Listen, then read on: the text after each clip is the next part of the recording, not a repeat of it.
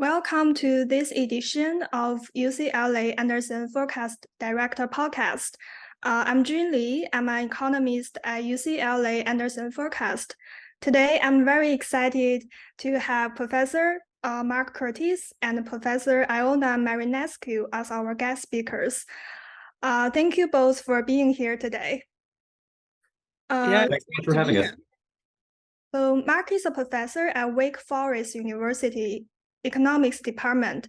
He studies environmental energy and labor economics to inform public policy. Professor Ioana Marinescu is a professor at the University of Pennsylvania School of Social Policy and Practice. She is a research associate at the National Bureau of Economic Research. She studies the labor market and has been a speaker before on our podcast. So today, I'd like to focus on your recent paper, which I found so insightful. The title of your paper is Green Jobs in the United States. What are they and where are they?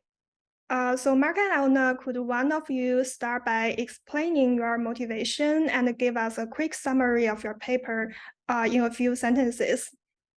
Yes, so there's been lately a growth of green jobs and also more policy interest in this area. So we are really interested in trying to measure green jobs a little bit better, the number of green jobs and their characteristics.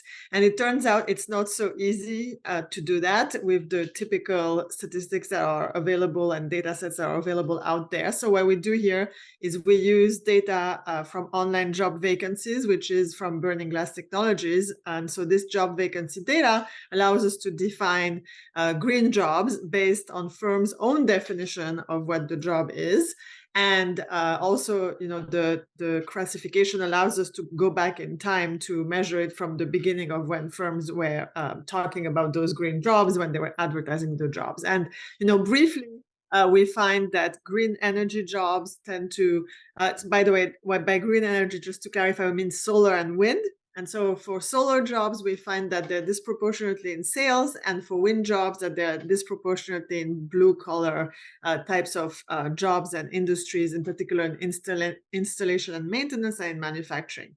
And then we also look into how well these jobs are paid, and we find that green energy jobs are created in occupations that pay 20% higher wages. And interestingly, this pay premium is even higher for less educated workers, or rather for jobs that require less education, just a high school degree and not more.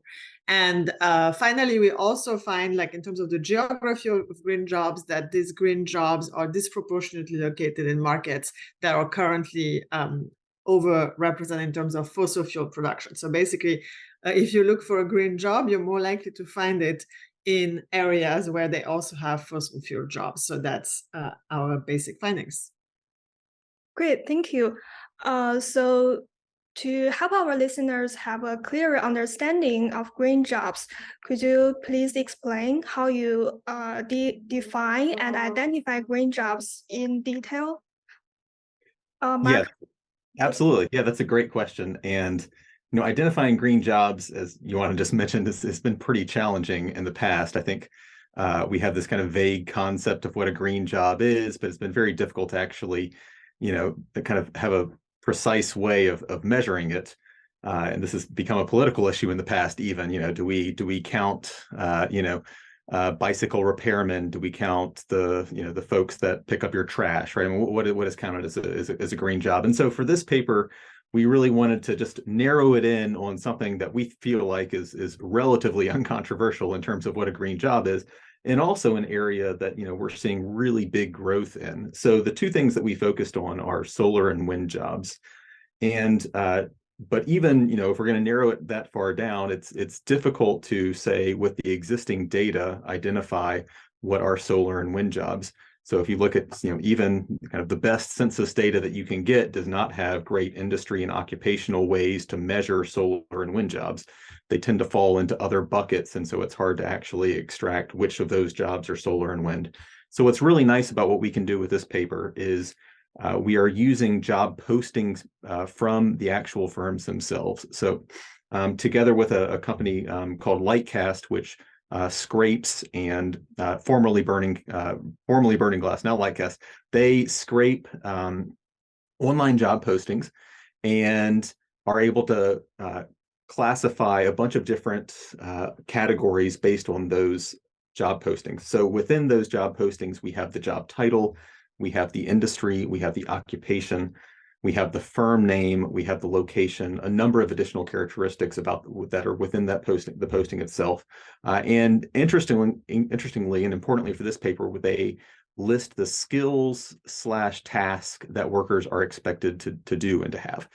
And so we use so to identify solar and wind jobs, we really focus on scraping these categories for the words solar, wind, and photovoltaic. So we have to be a little bit careful with the types of jobs, because we have a number of kind of false positives. When you run this for the first time, you get like woodwind instruments and things like that you obviously don't want. So we had to be a little bit careful with how we did that, and there was a number of iterations to get to this point.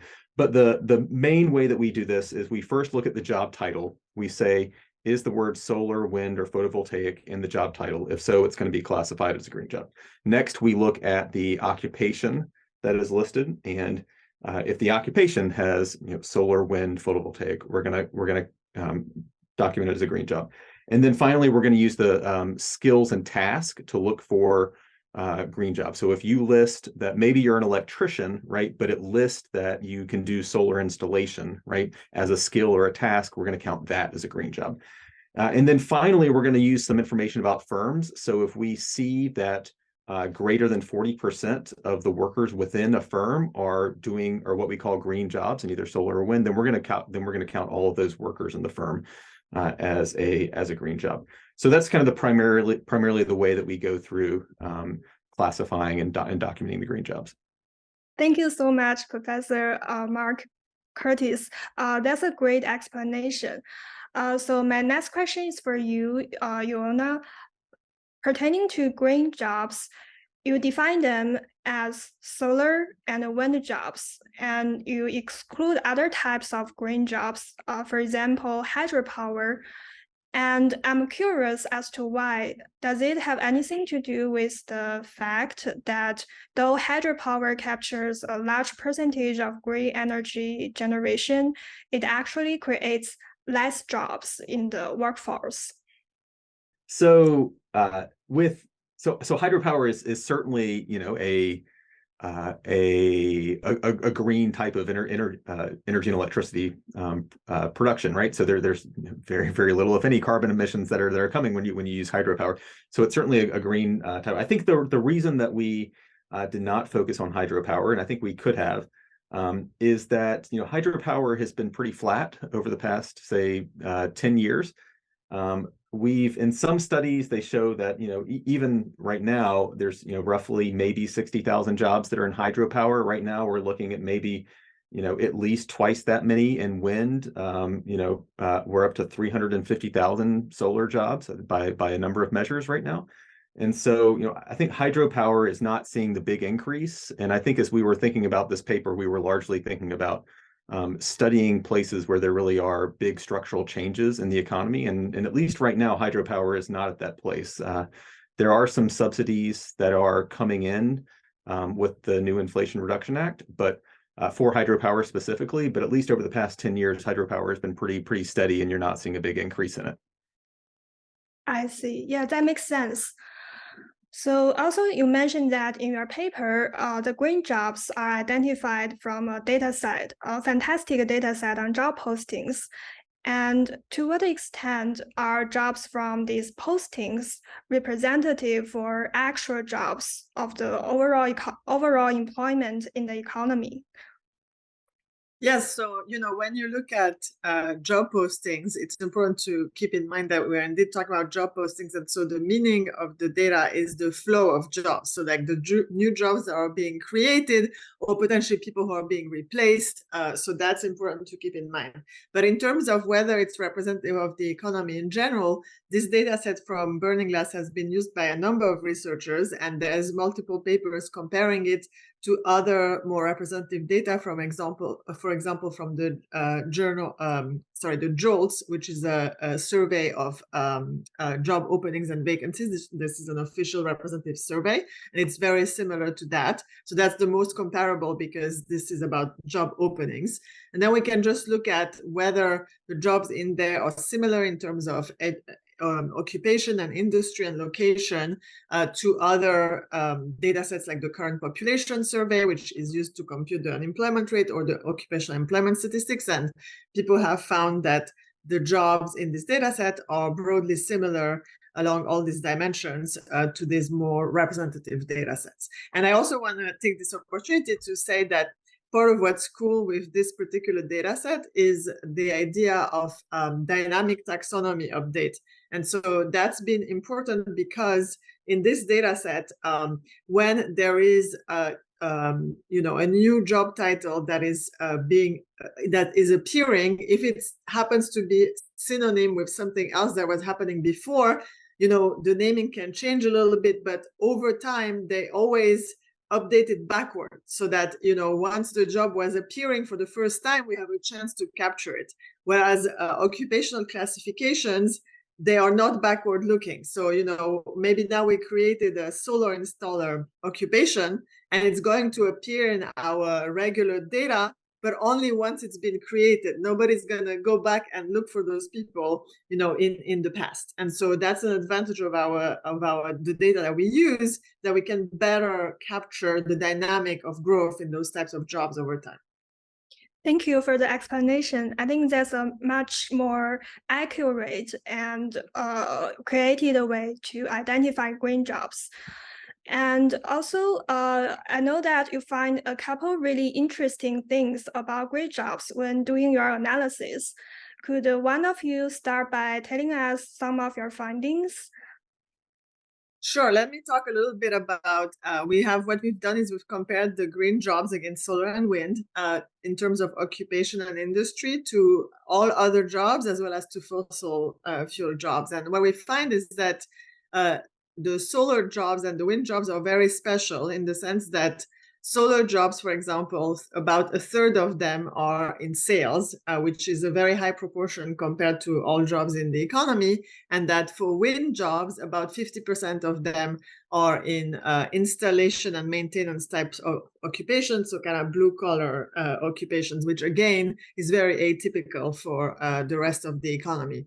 And then when you compare them to fossil fuel jobs are actually more similar to regular, quote unquote, the rest of the jobs. They're not exactly the same, but they're more similar. Fossil fuel jobs are more similar. And these green jobs, wind and solar, are special in particular because of their high share of blue collar work. And finally, we've also looked at pay, as I was mentioning earlier. And what we do there is, so it turns out one limitation of our data is that we have limited information on pay because most firms don't say in their posting exactly what they're going to pay. So in order to get at roughly, what does this job pay, we match each job with the pay in the occupation that the job is in. So given that, this job belongs to a very specific occupation, what is the average pay in this occupation based on representative data? So this way we can match a pay to each job. So using that, we find that these green jobs pay 20% more than other jobs, again, based on what occupations they are situated in.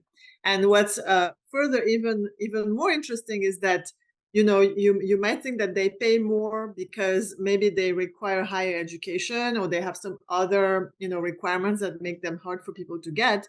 But in fact, we find that even when you restrict to jobs that require only a high school degree, so relatively jobs that require less formal education, this premium is even higher. It's 34% more. So among jobs that only require high school education, the green jobs are created in the kinds of occupations that pay 33% more than other occupations for these types of workers. So it's very interesting to see that, again, green jobs are generally created in higher paying occupations, and this bent toward more pay is even more true for less educated workers. I see. Thank you. So before I read your paper, I didn't realize green jobs typically get paid more than other kind of jobs. I think that's a good news for the economy. I think that you also found something really interesting, that you find areas rich in pollution-intensive jobs are also rich in green jobs. Can you tell us why do you think that is? Well, it is. So it is. That's absolutely right. So you do see that the green jobs that we identify, solar, wind jobs, are much more likely to be located in geographic regions that have high amounts of fossil fuel employment.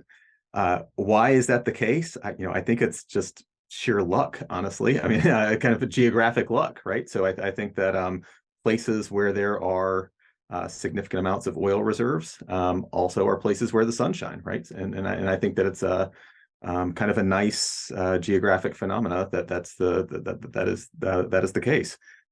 So yes, that's a big finding. We observe really strong presence of solar and wind jobs in places like Texas, in Oklahoma. We also observe them in places like Iowa and Minnesota. The Iowa and Minnesota are going to be more wind jobs.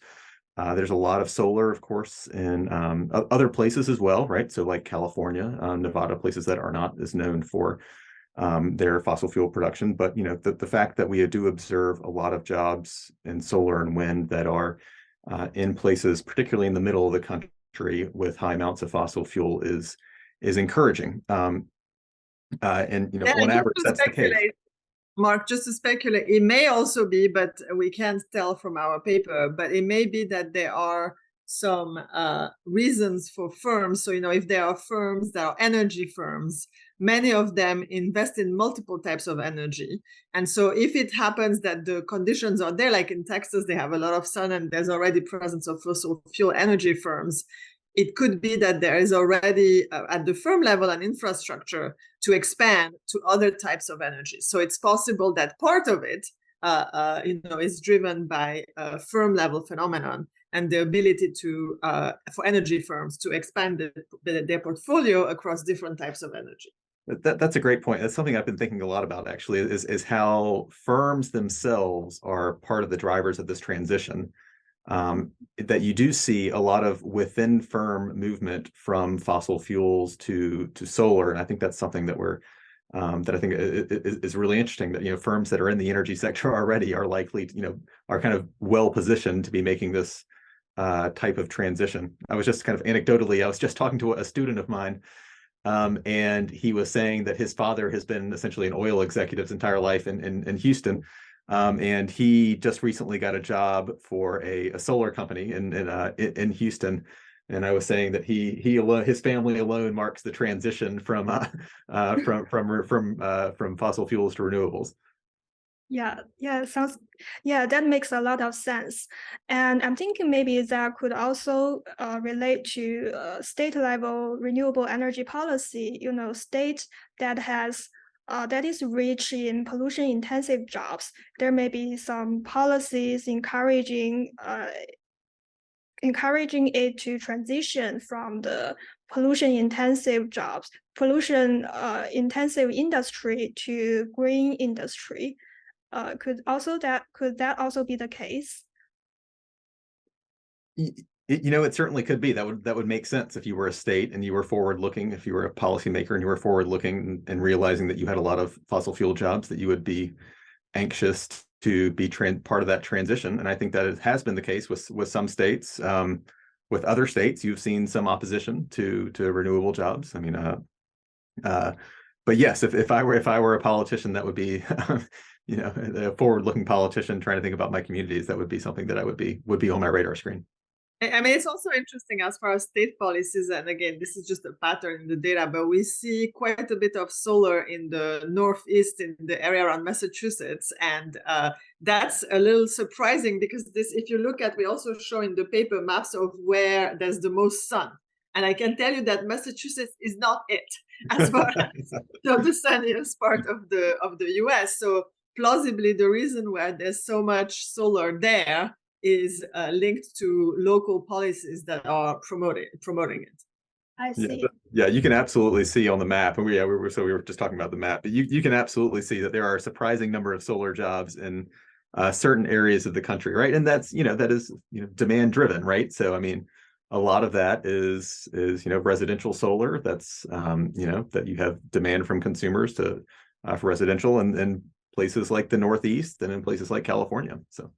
Yeah, I see. So do you think geographically this fact will make it easier for fossil fuel workers to transition into green jobs? So let me say first, and I'll let Mark say more about that, because I know he has some work in progress on this. But on a broad level, some of my work has been looking into people's job application patterns. And the big fact is that people really like to apply to jobs close to home. That's one of the big drivers of which jobs people prefer. Those are close to home, and about 80% of applications are sent within the same commuting zone. So this is an area where most people tend to work and commute. So the geography is very important in terms of general job availability. So therefore, that is hopeful. However, I think we need to know more, in terms of this is a helpful fact, but we need to know more about some of those transitions, and perhaps Mark can tell us more about what we know. Yeah, first I'll absolutely second what Ioana just said, that I think anybody who has moved knows how painful that move can be, and that it's very costly for a number of reasons, both financially and personally. And also, there's all sorts of reasons why people don't want to move. And a lot of times people in academia move fairly often, but I think most people do really like to stay close to home. The numbers on that are pretty surprising. So I do think kind of targeted policies, this really does matter, that if the jobs that we're creating that are in renewable energy are near where jobs are expected to be lost, that does have, I think, pretty important welfare consequences for workers and families. So let's getting back to thinking about the transitions that are making. So I do have some recent work. So just to start out with, I think the answer to that is that yes, it is encouraging that a lot of these jobs are located near a lot of the green jobs are located near where fossil fuel intensive jobs are. That's not true for all places, right? So if we think about, if I look at the map that we have of West Virginia, right, there's not a lot of green jobs in West Virginia that we captured. There's not a lot of green jobs in Ohio, Western Pennsylvania, Appalachia. And those are areas with significant fossil fuel, particularly coal communities. So I think there are areas where this transition can happen easier. There's also areas where I think this is less likely to happen. I've been working on some new research which looks at, which actually identifies transitions using data from social profiles with Ji-Sung Park, who's one of Ioana's colleagues at UPenn. And we have seen a really big increase over time in workers moving from a dirty fossil carbon intensive job directly to a renewable job. However, that number is still relatively small. So if you look at all workers that leave the fossil fuel industry or separate from a job in the fossil fuel industry, we're finding that right now only about 1% are going to directly to a green job.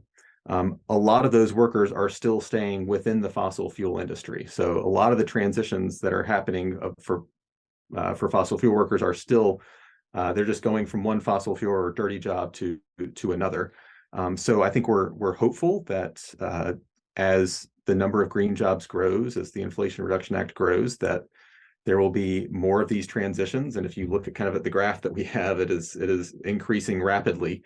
And I think, with the Inflation Reduction Act, I think that's going to continue. Another kind of positive thing that came out of some of this research is that, and this is not something that we did in the paper with Ioana, but we're seeing these electric vehicle jobs and manufacturing jobs and kind of green manufacturing are a place that a lot of workers are from the carbon intensive industry are moving into, and those are also expected to grow considerably. So I think that there is, right now we're still not seeing significant numbers of workers transitioning, but I think that especially kind of with the green manufacturing coming on, I think that those skills are probably likely to align with some of the skills of folks that are in the carbon intensive industries right now.